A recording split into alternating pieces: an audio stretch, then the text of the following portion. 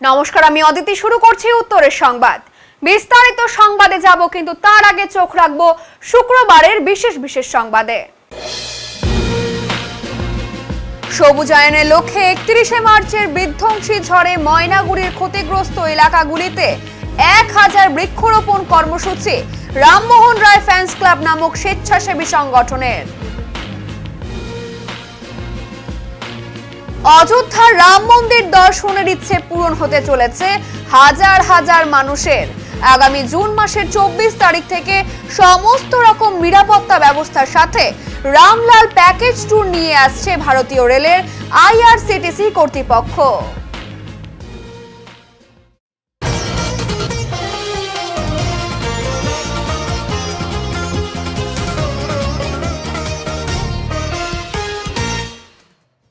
বৃষ্টির পরিবেশ জলপাইগুড়িতে। বৃষ্টি নামায় গরমের হাত থেকে রেহাই পেল জলপাইগুড়িবাসী। দুদিন থেকে জলপাইগুড়িতে বৃষ্টি হওয়ার জন্য কিছুটা হলেও রোদের দাবদাহ থেকে মুক্তি পেয়েছে মানুষ। বৃহস্পতিবার রাত হতেই মুষলধারে বৃষ্টি শুরু হয় জলপাইগুড়ি জেলার পাশাপাশি উত্তরবঙ্গের বিভিন্ন জেলাগুলিতেও। আর এর ফলে সন্ধ্যের পর কিছুটা হলেও স্বস্তির নিঃশ্বাস ফেলেছেন জলপাইগুড়ির বাসিন্দারা। শুক্রবার সকাল হতেই শীতলতা অনুভব হয়েছিল শহরে, কিন্তু দিন বাড়ার সাথে সাথে পুনরায় গরম আবহাওয়া দেখা দেয়।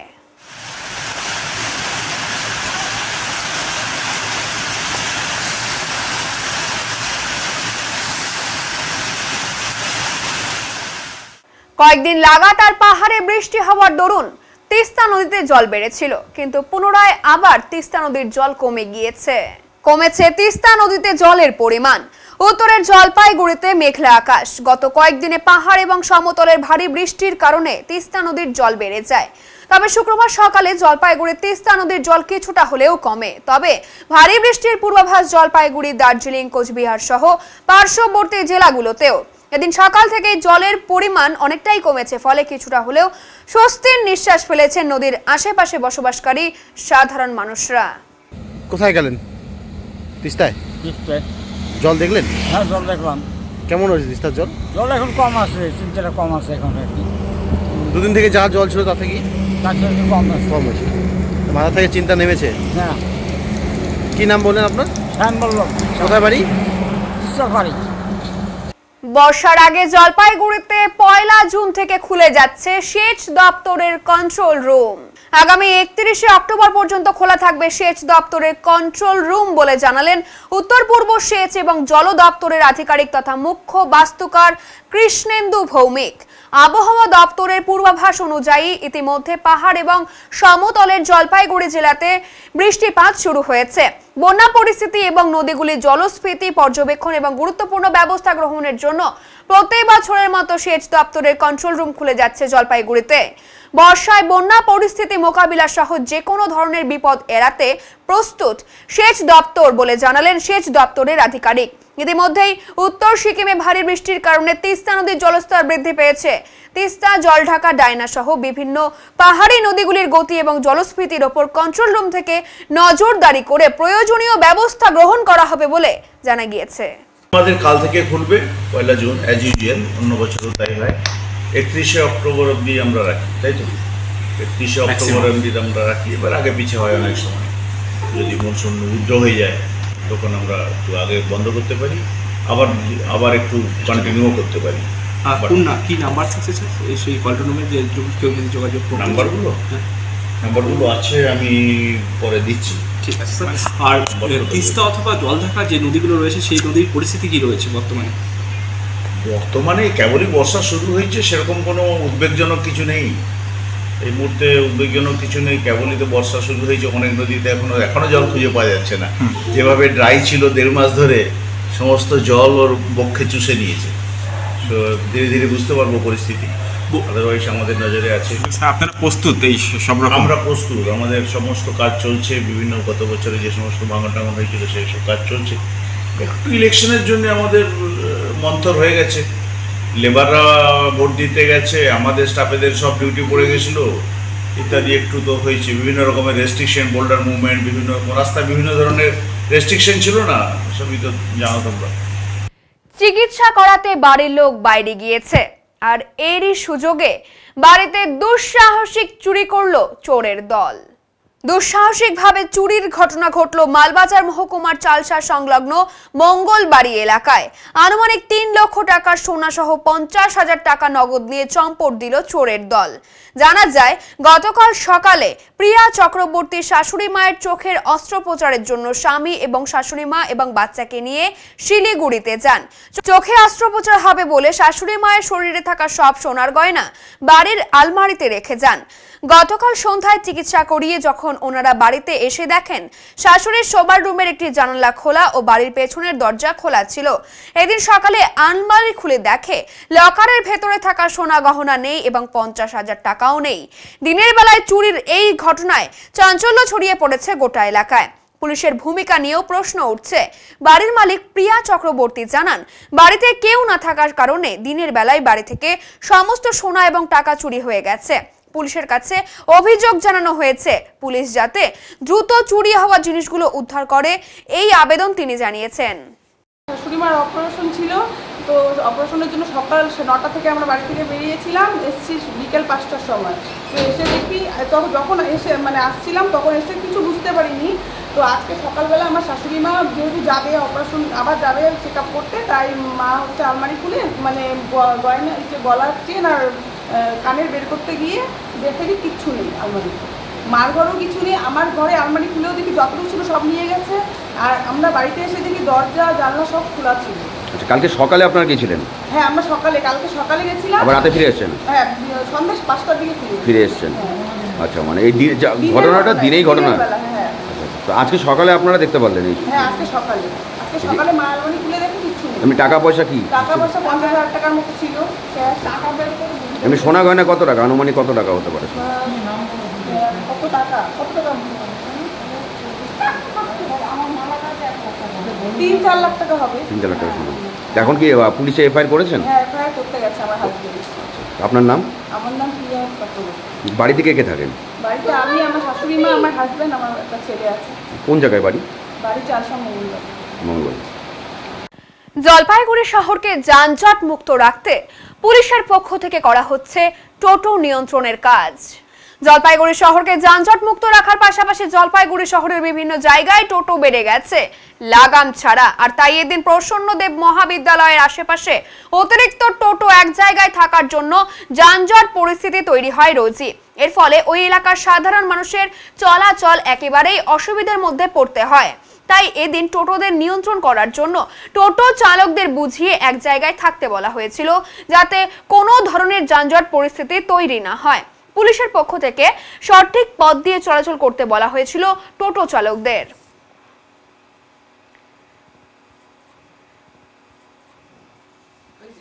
সাধ্যের মধ্যে ভ্রমণ এবং তীর্থ দর্শনের ইচ্ছে পূরণ করতে উত্তর ভারতের রামলালা প্যাকেজ নামের একটি ট্যুর প্যাকেজ নিয়ে এলো ভারতীয় রেলের আইআরসিটিসি কর্তৃপক্ষ। আগামী জুন মাসের 24 তারিখ ভারত গৌরব স্পেশাল ট্যুরিস্ট ট্রেনের মাধ্যমে শুরু হচ্ছে এই প্যাকেজ ট্যুর। শুক্রবার জলপাইগুড়ি প্রেস ক্লাবের আইআরসিটিসির পক্ষ থেকে সাংবাদিক বৈঠকের মাধ্যমে এই খবর জানানো হলো। এদিন আইআরসিটিসির Guwahati tourism department senior executive Biswanjan Saha জানান, এই ট্যুরের মাতা বৈষ্ণোদেবী, হরিদ্বার, ঋষিকেশ, মথুরা, বৃন্দাবন, অযোধ্যাকে রাখা হয়েছে। সম্পূর্ণ ট্যুর 8 রাত্রি 9 দিনের। এনজিপি থেকে ট্রেন ছেড়ে ফের এনজিপিতে ফিরিয়ে আনা হবে। যেহেতু এটা তীর্থস্থান দর্শন, এই কারণে বয়স্ক ব্যক্তিদের জন্য ট্রেনে প্যারামেডিক্যাল টিমও থাকবে নিরাপত্তার ব্যবস্থা। শুধু তাই নয়, উত্তর পূর্ব ভারতের রাজ্যগুলি থেকে যারা এই ট্যুরে আসবেন তাদের এনজিপিতে আসার জন্য টিকিটের ব্যবস্থাও করা হবে বলে তিনি জানান। এই মুহূর্তে ট্রেনটিতে অলমোস্ট 200-র ওপরে বুকিং হয়ে গেছে এসি স্লিপার ক্লাসের জন্য। ট্রেনটি প্রথমে ডিপার্চার ডেট রাখা হয়েছিল 18ই মে, কিন্তু যেহেতু খুব গরমের জন্য এটাকে আমরা 1 মাস পিছিয়ে দিয়েছি। এখন 24শে জুন ছাড়বে। তো সেক্ষেত্রে আরো রেসপন্সটা আমরা খুব ভালো পাচ্ছি। বিভিন্ন জায়গায় আমরা প্রেস মিডিয়ার কাছে বলেছি, তারা প্রচার করেছে, বিভিন্ন এজেন্সির কাছে যাওয়া হয়েছে। তো রেসপন্স খুব ভালো আছে ট্রেনটি। এর আগে তো গুয়াহাটি থেকে শুরু করা হয়েছে, হ্যাঁ, এবার এনজিপি নিয়ে এটা কি অন্য রাজ্য থেকে, উত্তর পূর্ব রাজ্য থেকে যারা যেতে চাইছে তাদের জন্য কি? দেখুন, আমরা গুয়াহাটি থেকেও ট্রেনটি ডিপার্চার রাখি, আগরতলা থেকেও রাখি। তো আমরা বিভিন্ন জায়গা থেকে মিলিয়ে মিশিয়ে এটা রাখা হয়, কারণ এর পরের বার হয়তো গুয়াহাটি থেকে ছাড়া হবে। কিন্তু গুয়াহাটি থেকে যদি কারা বুকিং করতে চায় তা আমাদের কাছে এলে পরে আমরা তাদেরকে গুয়াহাটি থেকে এনজিপি তে কানেক্ট করার ব্যবস্থা আমরা করিয়ে দিয়েছি। আপনার নাম? আমি Biswaranjan Saha, senior executive, tourism department, regional office, Guwahati থেকে। এখন নিয়ে নিচ্ছি ছোট্ট একটি বিরতি, ফিরে আসছি আরো খবর নিয়ে, সঙ্গে থাকুন। সব সময় সব দিকের সব খবর পেতে সাবস্ক্রাইব করুন, বেল আইকনটি প্রেস করে আপডেট থাকুন।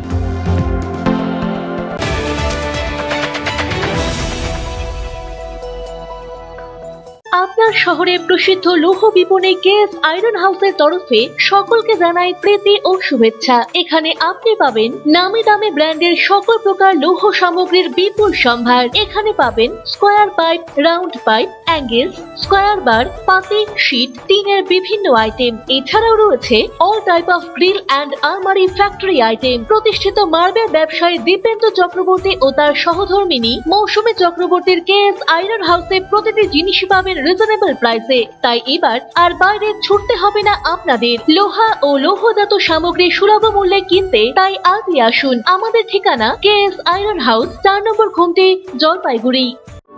ক্লাস 12 এর পর আপনি কি আপনার ক্যারিয়ার অপশন সম্পর্কে অনিশ্চিত? কলেজে ভর্তির বিষয়ে বিভ্রান্ত? আমরা ভারতবর্ষ এবং তার বাইরের কলেজগুলিতে অ্যাডমিশন অ্যাসিস্ট্যান্ট দিয়ে থাকি, তাও আবার সম্পূর্ণ বিনামূল্যে।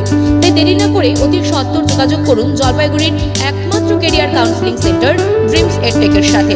আমাদের অভিজ্ঞ কাউন্সিলররা নিশ্চিত করবেন আপনি যেন সঠিক সময়ে সঠিক স্ট্রিম এবং সঠিক কলেজটি বেছে নিতে পারেন। আমাদের অন্যান্য পরিষেবাগুলি হলো ক্যারিয়ার কাউন্সিলিং, প্যারেন্টিং কাউন্সিলিং ও ইন্ডিভিজুয়াল কাউন্সিলিং। তাই আপনার সফলতার পথকে সুগম করে তুলুন আমাদের হাত ধরে।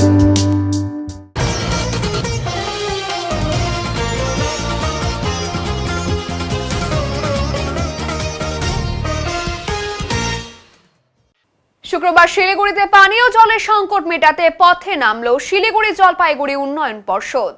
শিলিগুড়ি পুর নিগমের সরবরাহ করা পানীয় জল দূষিতর অভিযোগ উঠেছিল আগেই। শুক্রবার শিলিগুড়িতে পানীয় জলের সংকট মোকাবেলায় পথে নামল শিলিগুড়ি জলপাইগুড়ি উন্নয়ন পর্ষদ।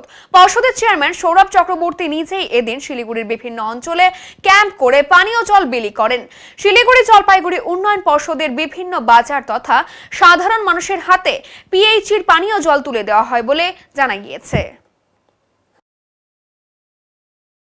ঝড়ে বিধ্বস্ত এলাকায় বৃক্ষরোপণ রামমোহন রায় ফ্যান্স ক্লাবের। ঝড়ে ক্ষতিগ্রস্ত এলাকায় বৃক্ষরোপণ কর্মসূচি গ্রহণ করলেন রামমোহন রায় ফ্যান্স ক্লাব নামের এক স্বেচ্ছাসেবী সামাজিক সংগঠন।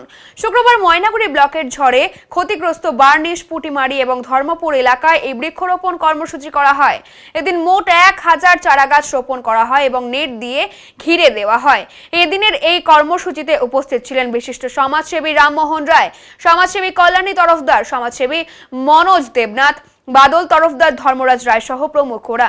এদিন পুটিমারি এলাকা থেকে এই কর্মসূচি শুরু করা হয়, যা আগামী 5ই জুন পর্যন্ত চলবে বলে জানা গিয়েছে। উল্লেখ্য, গত 31শে মার্চ বিকেল নাগাদ আচমকা বিধ্বংসী ঝড়ে লন্ডভন্ড হয়ে যায় জলপাইগুড়ি জেলার বিস্তীর্ণ এলাকা। সেই ঝড়ে সবথেকে বেশি ক্ষতিগ্রস্ত হয় ময়নাগুড়ি ব্লকের বার্নিশ, পুটিমারি এবং ধর্মপুর এলাকা। এই ঝড়ে যেমন ঘরবাড়ি তছনছ হয়ে গেছে, তেমনই নষ্ট হয়ে গেছে হাজার হাজার গাছ, আবাদি জমি। ফলে সেই ক্ষতিগ্রস্ত এলাকায় পুনরায় গাছের সংকট মেটানোর উদ্যোগ গ্রহণ করলেন রামমোহন রায় ফ্যান্স ক্লাব।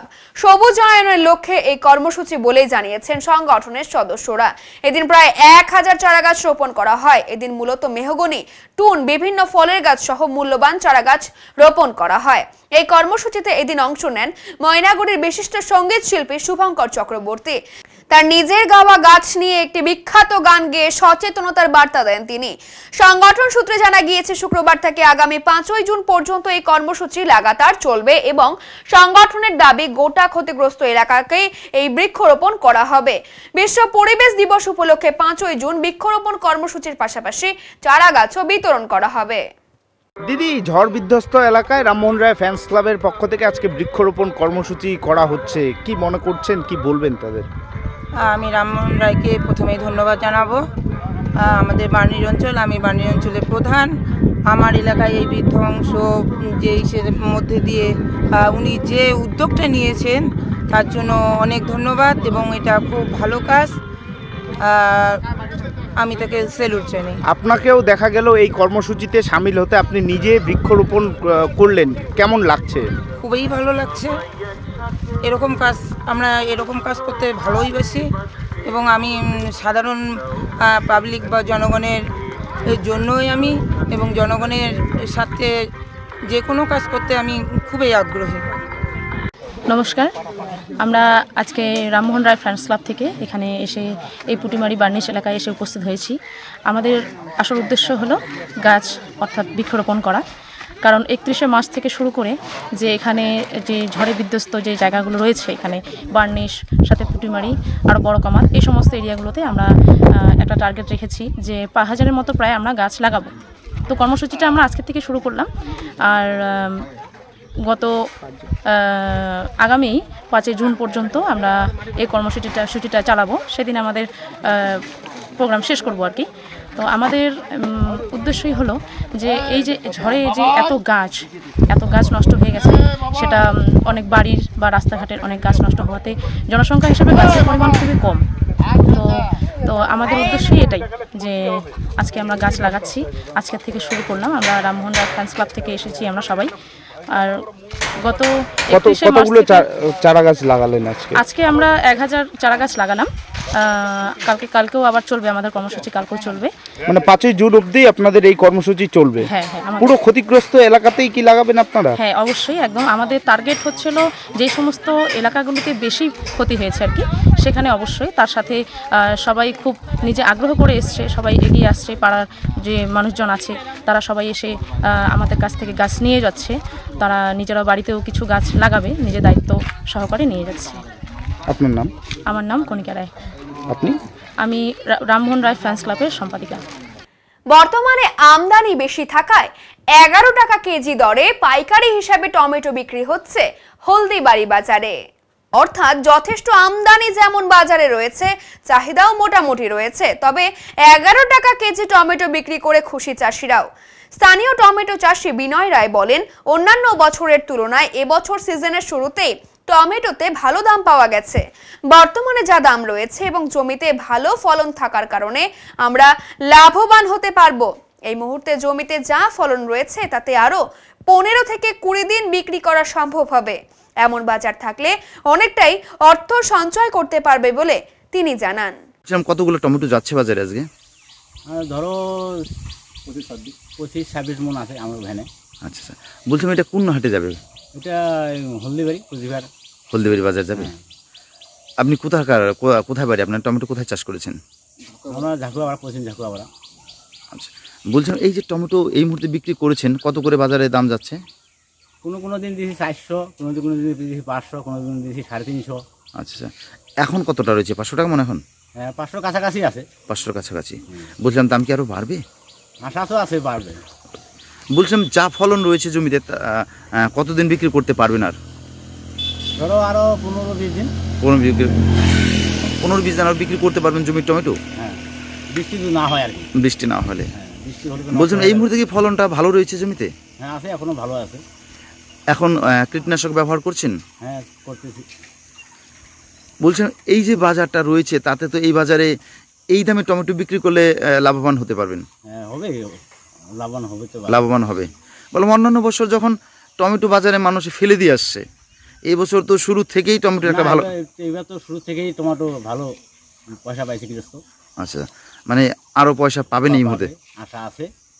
কি নাম দাদা আপনার? আমার নাম বিনয় রায়। অনেক ধন্যবাদ। এখন নিয়ে নিচ্ছি ছোট্ট একটি বিরতি, ফিরে আসছি আরো খবর নিয়ে, সঙ্গে থাকুন। সব সময় সব দিকের সব খবর পেতে সাবস্ক্রাইব করুন, বেল আইকনটি প্রেস করে আপডেট থাকুন।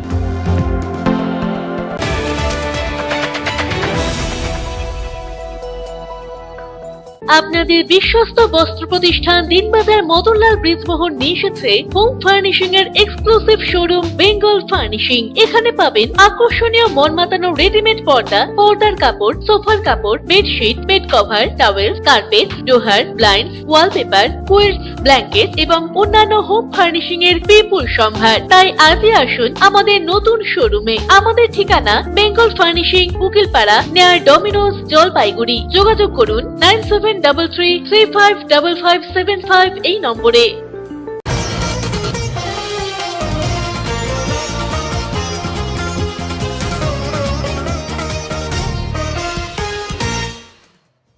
জলপাইগুড়ির হৃদয় বা করলা নদী আস্তে আস্তে ফিরছে নিজস্ব গৌরবে। চলছে করলা নদীতে নোংরা পরিষ্কারের কাজ। বেশ কয়েকদিন থেকে খবরের শিরোনামে ছিল করলা নদী। নদীর দুরবস্থার ছবি বারবার দেখানো হয়েছিল। জলপাইগুড়ি পৌরসভার কথা দিয়েছিল নদীর গৌরব ফিরিয়ে আনবে। সে কথা মাথায় রেখেই পৌরসভা নদী পরিষ্কারের কাজ শুরু করে দিয়েছিল। জলপাইগুড়ি পুরসভা নদীর কাজ শুরু করে দিয়েছেন ৩-৪ দিন আগে থেকেই।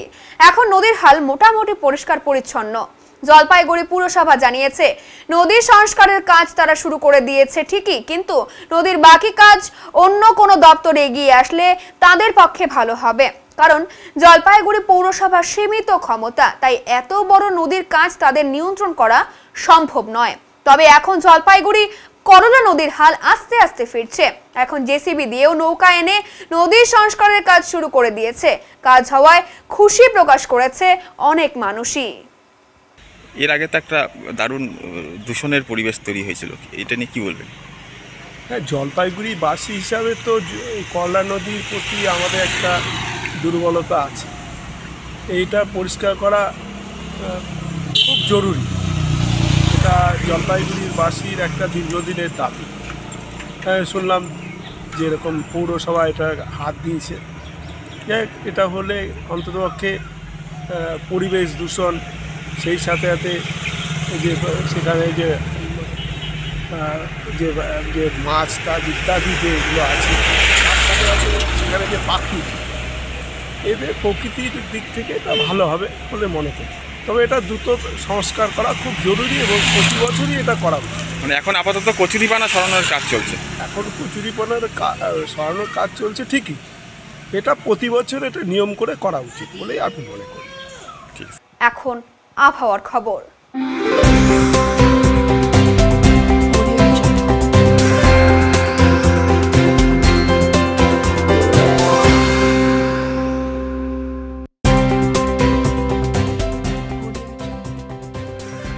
কেন্দ্রীয় আবহাওয়া দপ্তরের জলপাইগুড়ি কেন্দ্র থেকে পাওয়া তথ্য অনুযায়ী শুক্রবার দিনের সর্বোচ্চ তাপমাত্রা ছিল 32 ডিগ্রি সেলসিয়াস এবং সর্বনিম্ন তাপমাত্রা ছিল 24 ডিগ্রি সেলসিয়াস। গত 24 ঘন্টায় বৃষ্টিপাতের পরিমাণ ছিল 42.7 মিলিমিটার। শেষ করবার আগে আজকের বিশেষ সংবাদ আরো একবার। সবুজায়নের লক্ষ্যে 31শে মার্চের বিধ্বংসী ঝড়ে ময়নাগুড়ির ক্ষতিগ্রস্ত এলাকাগুলিতে 1000 বৃক্ষরোপণ কর্মসূচি রামমোহন রায় ফ্যান্স ক্লাব নামক স্বেচ্ছাসেবী সংগঠনের। অযোধ্যার রাম মন্দির দর্শনের ইচ্ছে পূরণ হতে চলেছে হাজার হাজার মানুষের। আগামী জুন মাসের 24 তারিখ থেকে সমস্ত রকম নিরাপত্তা ব্যবস্থার সাথে রামলাল প্যাকেজ ট্যুর নিয়ে আসছে ভারতীয় রেলের আইআরসিটিসি কর্তৃপক্ষ। উত্তরমন পরিবেশিত উত্তরের সংবাদ আজকের মতো এ পর্যন্তই। নমস্কার।